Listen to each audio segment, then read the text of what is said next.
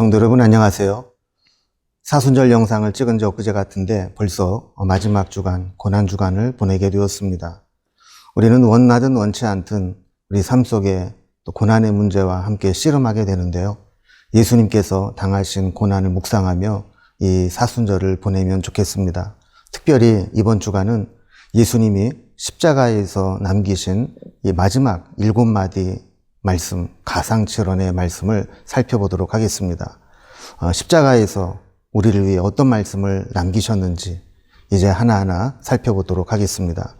오늘 말씀은 누가복음 23장 34절 말씀입니다. 말씀을 먼저 함께 보시겠습니다. 이에 예수께서 이르시되 아버지 저들을 사하여 주옵소서 자기들이 하는 것을 알지 못함이니이다 하시더라. 아멘. 오늘 말씀의 주제는 용서입니다. 십자가에 달리셨을 때 예수님의 심정이 어떠하셨을까요? 새벽의 불법 재판을 통해 사형 언도를 받으셨습니다. 처음에 채찍질 정도로 풀어주려고 했던 이 빌라도의 판결로 채찍질을 당하게 됩니다. 그러나 백성들의 원성을 이기지 못해 그는 다시 판결을 번복해서 십자가 사형을 허용합니다. 이 과정에서 수치와 조롱과 모욕과 저주를 당하시게 됩니다. 육체적인 고통은 말할 것도 없습니다. 또한 제자들의 배신 역시 예수님의 마음을 많이 아프게 하셨을 겁니다. 십자가를 지고 골고다길을 올라가시는 것, 중간에 지쳐 쓰러질 정도로 힘든 일이었습니다. 이렇게 해서 결국 십자가에 못 박혀 세워지시게 될 때 예수님의 심정은 어떠셨을까요? 그 속에서 무슨 말씀을 하고 싶으셨을까요?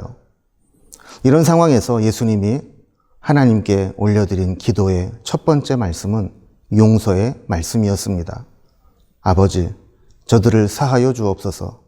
자기들이 하는 것을 알지 못함이니이다 라고 기도한 것이죠. 사람은 자기 몸이 아프면 어린아이처럼 됩니다. 그래서 아플 때 잘 못해주면 그 서운함이 오래 갑니다. 지금 예수님은 온몸이 만신창이가 되었습니다.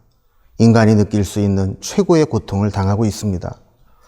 대부분의 죄수들은 십자가의 극악한 형벌을 견디지 못해 할 수 있는 모든 욕설과 저주의 언어들을 쏟아내곤 했습니다.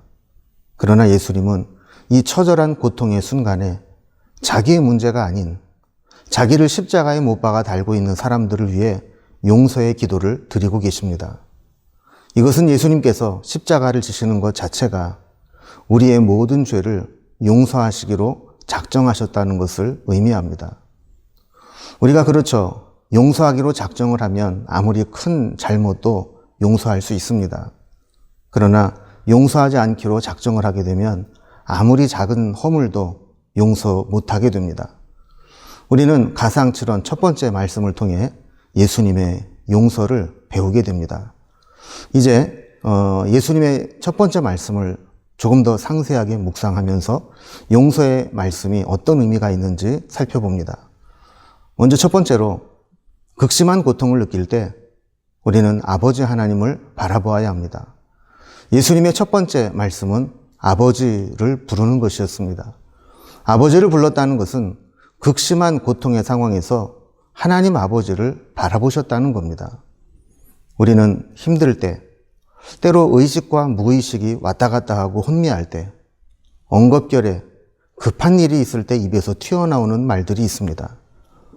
이것이 사실은 우리의 속마음을 대변해 주는 말입니다. 여러분이 이렇게 힘들 때, 또 급한 일이 있을 때 무의식 중에 어떤 말이 튀어나옵니까? 설마 AC와 같은 영어 알파벳이 튀어나오는 것은 아니겠죠. 믿음의 사람들은 대개 아버지 혹은 주여라는 말이 나옵니다. 그래야 정상입니다. 예수님께서도 이 극한의 고통을 느끼며 아버지라고 부르셨습니다. 우리도 힘든 일이 있을 때마다 주님, 아버지 이렇게 하나님을 바라보고 우리 주님을 찾는 것이 우리의 입에 배면 좋겠습니다. 두 번째로 예수님의 이 기도에는 나에게 상처 준 자, 아픔 준 자를 용서하기로 작정하시는 모습이 나옵니다. 예수님이 아버지를 부르는 후에 하신 말씀은 기도였습니다. 그 기도의 내용은 저들을 사하여 주옵소서라는 것입니다. 우리는 상처를 입거나 누군가에게 당하고 나면 억울한 마음을 추스르기가 쉽지 않습니다. 예수님이 십자가에 달리시기까지 예수님을 서운하게 하거나 억울하게 만든 사람들이 많이 있습니다. 불법 재판으로 엉뚱한 판결을 내린 빌라도, 백성들을 선동하고 고발하고 정치적인 힘으로 빌라도 법정에 세운 종교 지도자들, 그들에게 스승을 팔아버린 가룟 유다, 3년이나 동고동락하며 키워놨더니 결정적인 순간에 다 배신하고 떠나가 버린 제자들, 며칠 전까지만 해도 호산나를 외치며 환영하다 안면 바꾸고 예수님을 십자가에 못 박으라고 소리치는 무리들, 십자가 처형을 집행하면서 조롱하고 모욕을 주고 저주까지 하는 군병들, 다 잊을 수 없는 상처를 주고 억울한 마음을 느끼게 하는 자들입니다. 사람들은 어려운 일을 당하면 원망거리를 생각해냅니다. 그때 그 일만 없었더라면, 그때 그놈만 가만히 있었더라면, 그때 상황이 그렇게만 되지 않았더라면 하면서 수많은 복잡한 생각들과 원망거리들이 생각날 것입니다. 우리 속에도 얼마나 원망하는 마음이 많습니까? 또 얼마나 용서하지 못하는 마음들이 많이 있습니까? 원망은 책임 전가로 이어지고 책임 전가는 미움과 분열로 이어집니다. 남 탓을 하면 마음의 평화도 사라지고 고통스러운 시간을 보내게 됩니다. 원망이 사무쳐 용서하지 못하고 미워하는 마음으로 발전하면 그때부터 지옥 같은 시간을 보내야 합니다. 예수님은 지금 예수님 자신을 힘들고 고통스럽게 만든 이들을 바라보시면서 하나님께 기도드립니다. 저들을 사하여 달라고 기도합니다. 어떻게 이런 기도를 할 수 있을까요? 세 번째 살펴볼 주제를 보면 이해가 됩니다. 우리는 고통당하고 억울한 일을 만날 때 상대방의 무지함을 이해해야 합니다. 우리가 용서할 수 있는 근거는 저들이 모르고 그랬다는 전제가 있을 때입니다. 알고 그런 것이 아니라 몰라서 그렇게밖에 하지 못했다는 것을 이해하는 것이죠. 아직 철이 덜 들어서, 아직 미숙해서, 아직 성숙하지 못해서, 그런 것까지 헤아릴 정도가 못 돼서, 그리고 때로는 그 사람 수준이 아직은 그것밖에는 못 돼서, 이렇게 이해할 때 용서가 가능해집니다. 우리가 흔히 내가 어떻게 그럴 수 있어? 라는 생각을 할 때가 많습니다. 내 생각, 내 기준으로는 어떻게 그럴 수 있느냐는 생각이 들지만 상대방 입장에서는 그렇게 생각할 수도 있고 또 그 정도 수준밖에 안 될 때가 있는 겁니다. 무지의 수치이고 또 몰라서 못하는 경우가 있는 것이죠. 물론 무지가 모든 것을 정당화시켜주고 용서의 근거가 되는 것은 아닙니다.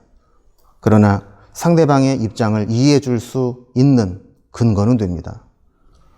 용서는 상대방의 마음을 이해해 주는 데서부터 시작됩니다. 만일 우리가 답답한 마음에 주님, 저 사람이 어떻게 나한테 이럴 수 있습니까? 라고 기도한다면 주님은 뭐라고 응답하실까요? 아마 그럴 수 있지. 그게 정상이야. 사람은 다 그래. 몰랐어? 너도 그래. 너도 얼마 전까지 바로 그렇게 했어. 저게 바로 전에 내 모습이야. 이렇게 말씀하지 않으실까요? 사람은 믿을 대상이 아니라 사랑할 존재라는 말과 같이 우리는 사람을 이해하고 용납하고 사랑할 수 있어야 합니다. 예수님의 가상칠언 첫 번째 말씀과 같이 예수님이 자신을 십자가에 못 박는 자들을 아버지 하나님께 용서해 달라고 기도하셨던 예수님과 같이 우리도 용서의 삶을 실천하며 살아갈 수 있기를 바랍니다. 이번 고난주간을 통해 우리의 마음속에 용서하지 못하는 사람들이 없이 다 마음을 풀고 지낼 수 있기를 기원합니다. 기도하시겠습니다. 사랑하는 주님, 우리를 위해서 십자가를 지시고 또 십자가에 달리셔서 우리를 위해 마지막 남겨주신 7마디 그 말씀을 묵상해 보고 있습니다. 오늘 첫 번째 용서의 말씀을 주신 것을 바라보았사오니 우리 마음속에 상처를 주고 억울하게 만들고 고통을 준 자들이 있다 할지라도 그들을 하나님을 바라보며 용서하기로 마음먹고 그들을 이해하며 용서하는 삶을 살아갈 수 있도록 인도해 주옵소서. 주님의 말씀을 하나하나 묵상해 나아갈 때 그 말씀대로 우리도 따라가는 삶을 살게 해 주옵소서. 예수님의 이름으로 기도드리옵나이다. 아멘. 사랑하는 성도 여러분, 우리는 고난주간을 보내고 있습니다. 이제 오늘부터 시작된 고난주간 예수님 가상칠언 말씀 하나하나를 살펴보면서 그 말씀대로 살아갈 수 있기를 바랍니다. 오늘도 믿음으로 하루를 힘차게 살아가시고 우리 주님의 십자가 더 깊이 묵상하시고 믿음으로 승리하는 하루가 되기를 기원합니다. 이제 내일 뵐 때까지 오늘도 믿음으로 우리 주님과 함께하는 귀하고 복된 날이 되기를 기원합니다.